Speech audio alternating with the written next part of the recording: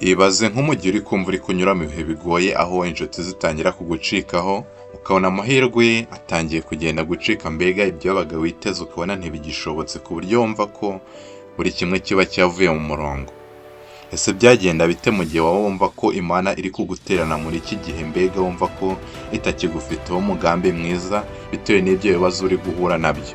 Muri make Imana ntibikugushe gusubiza inyuma nk'uko intege nke zawe ziba zibigusobanurira, ahubwo hari umugambi mwiza cyane Imana ibigufiteho ndetse ibirimo kugutegurira.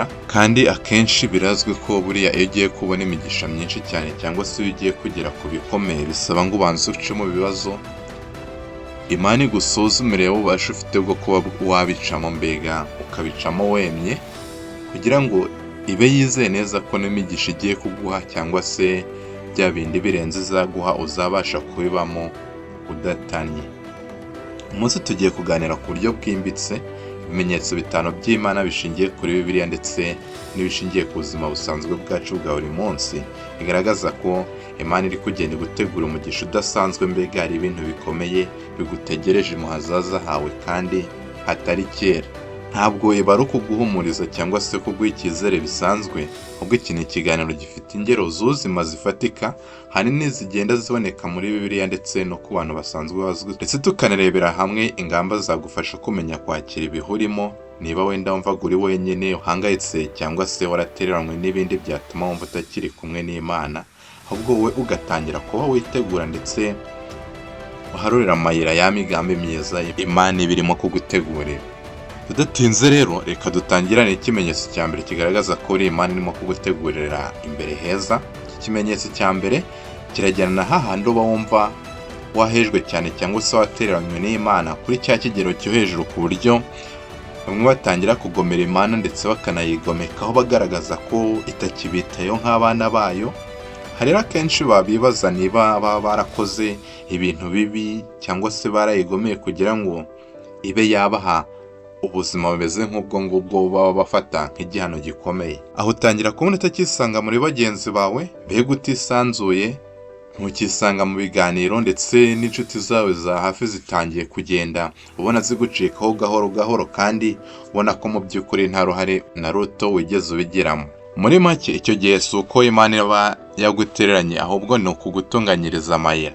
Ibyo Imana ibikora mu buryo bwo kugira ngo ikureho ibirangaza byose, ikaguha umwanya uhagije wo kuba uri wenyine ntawe ukurogoya, mbega ukitekerezaho ukabasha kwiyumva wowe ubwawe, ibitekerezo byawe, ndetse na wa mwanya mwiza wo kuba waganira n'Imana, kuko buriya ngo iyo umuntu ari mu bibazo byinshi cyane nibwo abasha kubona ibitangaza cyangwa se akumva ijwi ry'Imana ibyimubwira. Nanone rero ushobora kuba wakwibaza impamvu Imana igutererana muri iki gihe, aho kugira ngo ibe yakagufashije. Wenda niba ubona inshuti zakwanze, ibintu nk'ibyo ngibyo bitari kugenda neza, ukabona mbega nayo ntabwo ikuri hafi. Hari impamvu rero ubona bisa naho itakuri hafi, kandi burya mu by'ukuri muba muri kumwe. Tugendeye ku buzima bwacu busanzwe rero bwa buri munsi, abantu benshi basigaye barabaye imbata z'ibigare babamo, mbega ugasanga itsinda ry'abantu hari ibikorwa runaka bibahugije bagenda bahuriramo, ariko ugasanga byinshi muri byo ntabwo bihesha Imana icyubahiro. Bamwe ugasanga bagiye baba imbata za mudasobwa ndetse na murandasi, amatelefone. Ugiye ubona mbega ugasanga umuntu ari gusenga, ari mu rusengero cyangwa se mu kiliziya k'abakatolike, ariko akaba afite agatelefone ke ari kuri WhatsApp, agenda scrollinga kuri TikTok n'ibintu nk'ibyo ngibyo. Ibyo rero bituma buriya witandukanya n'Imana cyane, kuko biba bisaba ngo niba uri kumwe n'Imana uyikurikire yonyine nta kirogoya ibishemo.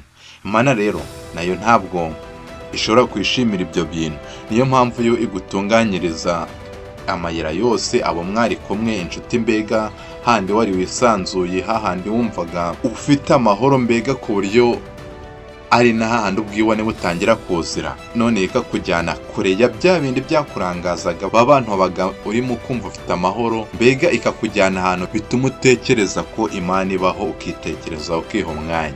Aha rero niho handi uba utakibasha kwirengagiza akantu na kamwe k'agafavere cyangwa se k'impuhwe gashobora kukugeraho, ari naho Imana iyigize akantu gato igukorera keza cyangwa se iguhumura, igenda igufasha kuva muri bya bindi byari byarakubase, ubiha agaciro cyane. no mu buzima busanzwe uzarebe iyo ufite ibihumbi 10 umuntu akaguha 1000 uba wumva mbega nta kintu gihindutse cyane mu buzima bwawe.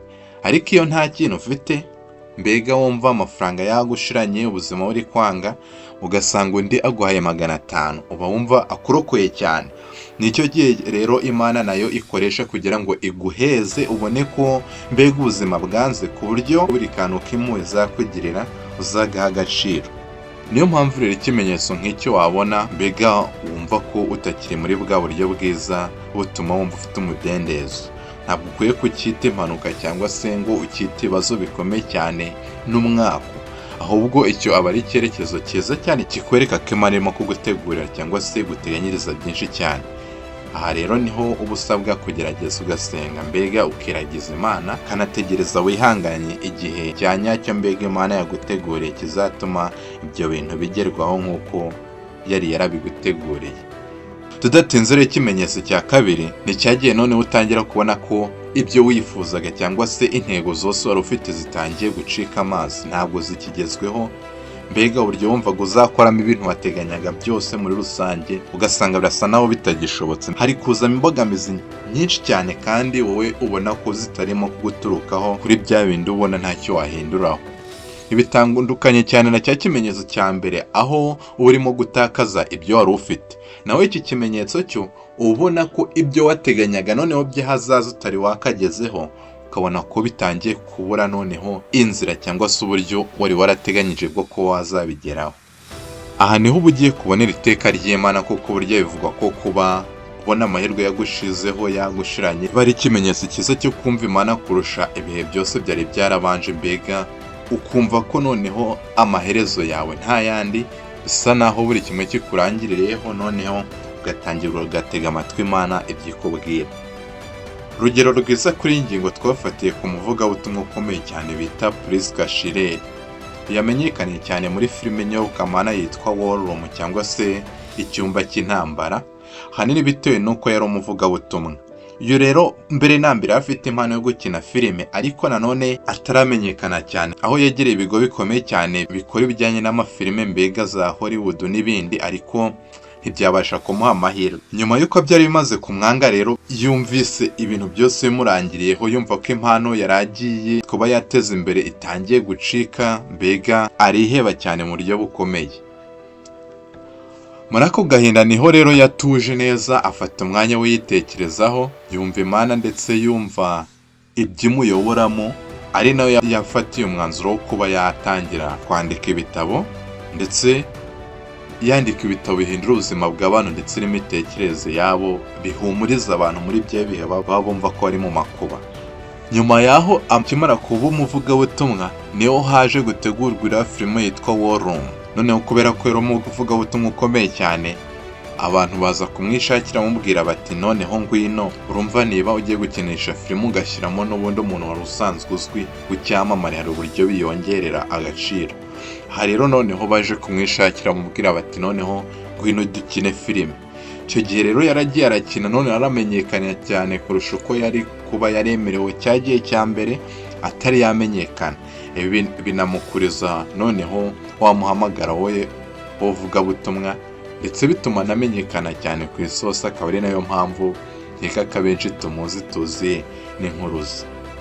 Nta mpamvu rero buriya ugomba kurira amahirwe wabuze kuko wenda wumva ko ari byo byari bigushimishije muri uwo mwanya, kuko buriya hanini hari ubwo usanga hari na byinshi cyangwa se inzira noneho nziza zikwiye zishobora kuzabikugezaho mu buryo bwiza busumbye ubwo ngubwo wateganyaga mu buzima busanzwe. Dukomeje rero nk'uko ikimenyetso cya gatatu nanone kirashyigikira ku mitekerereze ya muntu ku giti cye, handi noneho bawumva nta kibazo ufite cyangwa se udahangayitse cyane mu buzima bwawe, ariko nanone watekereza neza ukumva ko igihe kigeze cyo kugira ngo ugandukire Imana. Aha rero ahanini usanga bikujemo byitekerereje, mbega nta muntu ubikubwiye, ugasanga umuntu amaze imyaka 10 akora ibikorwa runaka wenda bitari byiza, mbega bidaciye mu mucyo, ariko nyuma y'iyo myaka 10 nta kintu kibaye, nta muntu umukubise, nta muntu umuhatirije, agatekereza akavuga ngo wagandukira Imana. Kiro ni ikimenyetso cyiza nanone kizakwereka ko buriya hari umugambi uguteganyirijwe, ahubwo igihe kigeze kugira ngo nawe ugire icyo ukora uwusange. Urugero rwa hafi turarufatira ku musoresha Zakayo muri Bibiliya. Ubwo yari ari mu rugo mbega yagiye kumva yumva urusaku rw'abantu barimo batambuka. Urumva abasoresha ba kera ni abantu bakoraga mbega bari barabaswe n'ibikorwa by'isi. Noneho yumvise Yesu arimo gutambuka mu nzira cyangwa se mu muhanda wo hafi, we agira ishyaka mbega yumva yitekereje kuba ashaka kujya kumureba. Kuba uri umusoresha rero ukumva ushaka kujya kureba umukiza cyangwa se umwana w'Imana ntabwo byari ibintu byoroshye cyane. Rero yaragiye, murabizi yari umuntu mugufi cyane, ntabwo byari gushoboka ko yamubona ahagaze hasi, yaragenda yurira igiti. Ibi rero byabaye imbarutso yo gukiranuka mbega Imana nayo iramusanga ubwo Yesu yari ayiwe, ndetse birangira Zakayo ubwe mu bitekerezo bye yemeye gutanga 1/2 cy'ubutunzi bwe agiha abakene ku bushake bwe. Muri iki gihe rero usanga ibintu byose byo ku isi cyangwa se ubutunzi bw'isi bwaragiye bugusha abantu benshi mbega bukawuza amahirwe atandukanye. Rero iki kimenyetso kikaba kitigaragara handi, noneho uba ubona nta kintu ukibuze mu buzima busanzwe, ahubwo wowe ubwawe ugatekereza ukumva ko igihe kigeze cyo kuba wasanga Imana. Ibi rero ntabwo ari ibintu biza guca ngo bite bikuza wumve ko ushatse gusenga cyangwa se ushatse kuyoboka Imana, ahubwo ni umugambi wayo. Hakaba hari uburyo bwiza rero ushobora kuba bwagufasha kugira ngo nawe ugandukire Imana mu bihe byose waba urimo, nubwo waba warakoze ibi cyangwa se hari ibyo wakoze wumva nawe bigucira urubanza ukaba wagandukira Imana. Mbere na mbere ushobora gufata akanya gato ukaba wakagenera Imana. Urumva umunsi ushobora kuba ufite amasaha 24 ariko ugafata byibuze iminota mike ishoboka cyane, ukavuga uti ngewe buri mu gitondo ngiye kuzajya mfata iminota 2 cyangwa se umunota umwe bitewe n'ibitekerezo ufite by'ako kanya. Buriya isengesho ry'umuntu riza mbega mu gihe uri gusenga kano kanya nibwo umenya ibyo usenga, niba usaba niba ushima mbega bitewe n'ibihurimo. Rero ntabwo ushobora kuvuga ngo isengesho ryanjye rimara iminota 10 cyangwa rimara 5. Oya, we icyo usabwa ni ukugerageza kuvuga ngo Imana nyihaye akanya, buri uko mbyutse ngiye kuzajya nyiyereka mbega ngire uko nganira nayo. Ikindi cya kabiri gishobora kuba cyagufasha kwegereza Imana nubwo bwose waba wumva umeze neza ubuzima busanzwe nta kibura, ni ukugerageza mbega kwisuzuma, kwikontorora mu mikoreshereze yawe y'ikoranabuhanga ndetse na murandasi, nk'uko twabonye ko ari uburyo bukomeye cyane busigaye butuma abantu bagwa. Ntabwo bivuze rero kuvuga ngo wenda ngo reka gukoresha ikoranabuhanga cyangwa se riveho burundu, ahubwo ni ukumenya uburyo bwiza bwo kuba warikoresha bitakugushije mu mabi cyangwa se bitagize ukuntu bigutandukanya n'Imana. Ibi rero n'ubugerageza nta kabuza uzatangira kubona imbaraga zawe za nyazo, ndetse n'icy'ingenzi waba wari ukeneye mu buzima bwawe kugira ngo urusheho kubaho neza kandi mu buzima koko wahamagariwe kubamo. Hari ikindi kimenyetso noneho cya kane kizakwereka ko Imana irimo kugutegura imigisha ikomeye cyane. Ni handi none uzabura amahoro yo mu mutima, ukumva ufite ibitekerezo byinshi cyane ariko bigenda bivuguruzanya, ukumva wabuze umwanzuro mbega ukabura aho ufata n'aho ureka. Rero utangira kumva nta mutuzo namba muri wowe, rimwe na rimwe ugatangira no gushidikanya ku myemerere yawe, ugatangira kubazwa n'inshuti zawe, ukumva uhora n'umunaniro udashira, ukumva mbega gusinzira byanze. Ubundi bavuga ko kubaho mu gakiza cyangwa se kubaho neza ubana n'Imana bitavuze kubaho udafite ibibazo, ahubwo biba bivuze ko ubaho ufite ibibazo nk'uko mu isi bimeze, ariko nanone ukaba ufite bwa bushobozi ndetse n'ububasha uhabwa n'Imana bwo kuba wahangana nabyo. Ntucike intege cyangwa se ube wakiheba wumve ko ibintu byose ubwo bikurangiranye, mbega wowe ukabasha kwihagararaho ubwawe. Ibi rero nibyo bigaragaza imbaraga zawe mu kwemera ndetse n'ikigero uba witeguyeho byo kuba wahangana n'umwanzi biciye mu mbaraga zituruka ku Mana. Uko Bibiliya ibivuga, iki gihe wumva imidugararo mbega ibyo dukunze kwita stress byakurenze mbega n'ibibazo byinshi, ukumva biri kuzira icyarimwe mu mutwe wawe, ukumva wabuze amahitamo, vuga ko ari cyo gihe kizima niba ugiye kuguhishurira imbaraga zawe noneho ku buryo bufatika.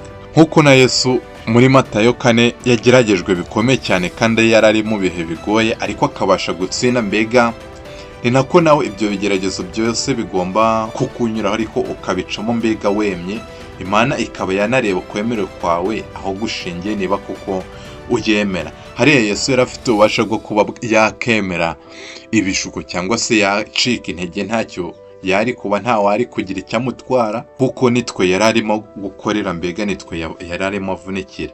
Rero kuba yari guhita ahagarika gahunda yari yihaye ntacyo twari kumutwara, ariko yaremeye aravunika ndetse arababara bikomeye cyane kugira ngo ya ntego ye nziza, wa mwanzuro yari yihaye, mbega yumva ko ari uciye mu mucyo paka awugezeho. Iyo rero ubashije kwihagararaho muri ibyo bibazo byose ukabasha kubicamo wemye, mbega ugakora ugushaka kw'Imana, nibwo nayo ibona kuyishikamyeho ikaba yabasha kukugororera. Imana rero muri make ntabwo yanga ko intambara ziba zatugeraho, ahubwo yo irareka zikatugeraho nk'uburyo bwiza bwo kuba yadusuzuma ndetse ikaduhishurira bwa bushobozi twifitemo bwo kuba twayemera ndetse tukayishikamaho. Dukomeje ku kimenyetso cya gatanu, cyo kizana kwa kuba waraciye muri byinshi bikomeye cyane ariko ukagira ubutware budashidikanywaho bwo kuba wabasha kwihagararaho ku ijambo cyangwa se ku cyemezo wafashe cyo kudacika intege kugera unesheje burundu ibyari bikugarije. Urumva ushobora kuba warihaye intego nk'uko twabivugaga hano ruguru, ugaca muri byinshi ukaba wayifata, noneho ya ntego uba warihaye ese uyishikamyeho? Yego, nyuma yo kuyifata ugaca mu bigoye, hari ukuntu umuntu akizwa cyangwa se ajya mu gakiza, ariko nyuma y'igihe gitoya ugasanga asubiye muri bwa buzima yahozemo, bya bindi bya kera bidaciye mu mucyo. Aho rero niho hahandi uba ugomba nanone gushikama ukamenya ngo niba koko umwanzuro nafashe narawufashe ku bwanjye kandi koko numva ko uciye mu kuri, ukumva ko ugomba kuwurwanira mpaka mbega kugera ku iherezo. Kugira ubutware muri ubuzima busanzwe basaba kubanza kunesha ibigutera ubwoba, kuba warafashe bya byemezo bidahutiyeho, wabashe kumenya mbese ingaruka nziza n'imbi zishobora kuzabiturukaho, ndetse no guhagarara ku kuri nta gushidikanya nubwo haba harimo abenshi mutabyumva kimwe. Kuko buriya ntabwo intwari ari wa muntu ukora ibyo abantu bashaka ko akora, ahubwo we areba igikwiye, yaba abantu babishaka cyangwa se batabishaka, we apfa kubona ko gikwiye kandi gifite umumaro muri rusange, gifite inyungu rusange kiri bubafashe. We agakora icyo akanagishikamaho atitaye kuri babandi bashobora kuba barimo kumurwanya. Mu byanditswe bitagatifu cyangwa se byanditswe byera muri Bibiliya dusangamo inkuru ya Debora, nyuma y'uko yari ariho wenyine yigunze cyane, mbega arimo guca muri byinshi cyane bikomeye, yaciriye urubanza cyangwa se yanenze ku mugaragaro Isirayeli ntabwo banamba, aremerera abagaragaza nkaho batari mu kuri. Kandi murabizi ko buriya umwami cyangwa se ubwami, abayobozi muri rusange bagara abantu bakomeye cyane, ndetse atanga n'ubusobanuro bwiza bwimbitse busobanutse kwa gutinyuka kwe kumva ko akwiye kuba intwari, akagaragaza ikitagenda neza. Byatumye babami ndetse n'abayobozi bose bari hejuru bakoraga ibikorwa runaka bidaciye mu mucyo, baca bugufi bajya hasi. Ku butware rero hari ingero nyinshi zitandukanye, yaba mu miyoborere y'isi nko mu Rwanda murabizi, se haba hari n'abayobozi bagiye bafata ibyemezo bikomeye cyane badashyigikiwe, ariko ugasanga kuko yabaye intwari akemera ko agomba kubikora mu buryo bwe, byarangiye ageze kuri wa musaruro ukomeye cyane abantu batari biteze. Bizagerwaho rero nawe ubwawe utanze umusanzu wawe mu guhindura ubuzima rubanda, kandi ukabihererwa umugisha n'Imana, kuko bwa butwari bwawe burya iyo wemeye kwitandukanya na buri kimwe cyaguhaga amahoro, ukemera gukurikira intego ubona ko ari iciye mu mucyo, atari wowe ku bwawe cyangwa se ku nshuti zawe, ahubwo ari ku nyungu rusange. Ibyo bintu ntabwo Imana ishobora kubiguteranamo cyangwa se ngo ibone ko ishobora kukureka ngo ugwe, ahubwo izagushoboza, iguha imbaraga, nayo igushyigikire kugira ngo ikugaragaza ko kuba warayikurikiye atari uburyo bubi, ahubwo watekereje neza kandi akaba ari intego nziza. Mwakoze cyane rero mwe mwese twari kumwe no kuri Highbound TV Show, twareberaga hamwe ibimenyetso byiza cyane bitanu bikwereka ko Imana iri hafi kugusesekaza imigisha ikomeye cyane, ndetse bikaba bisaba ko nawe ubasha gufata umwanzuro mwiza, mbega ugakora igikwiye kugira ngo Imana ibone koko ukwiye kuba wafasha. Gusaba kugira uruhare rwawe mu kuzamura uyu muyoboro wa Highbound TV Show, dukurikira kandi subscribe, like, kugira ngo ubutumwa nk'ubu ujye wihita bukugeraho mu ba mbere, ndetse ushobora no gutanga uruhare rwawe mu guhindura bagenzi bawe ubasangiza, kugira ngo dukomeze gukomera ku Mana ndetse n'ukwemera. nanone nsaba ngo Imana ikomeze kuduhana umugisha, idufashe kumenya icyiza n'ikibi, ndetse dushoboze kugira amahitamo meza kugira ngo dukomeze kubaho mu rukundo rwayo.